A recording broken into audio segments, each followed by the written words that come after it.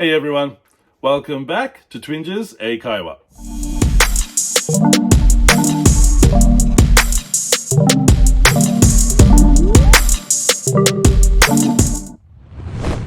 皆さんこんにちは。Twinges 英会話です。Welcome back。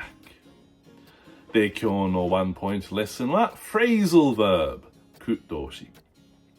で、今日の Phrasal Verb は to burn out。To burn out 二つの意味はあるですけど、今日はその一個だけ教えるね。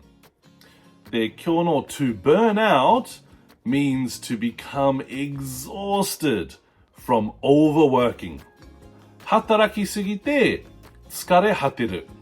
例えば、It's a high pressure job.You might burn out quickly. プレッシャーのかかる仕事なので、すぐに疲れてしまうかもしれません。で、もう一つ。By the age of 25, he was completely burnt out.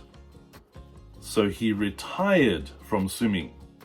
25歳まで完全に疲れ果って水泳から引退した。で、最後もう一つ。She burnt out from working too much.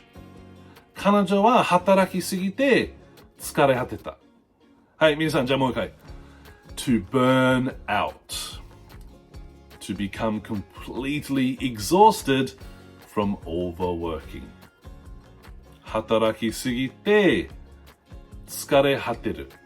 はい、皆さん勉強しましたか？はい、よかった。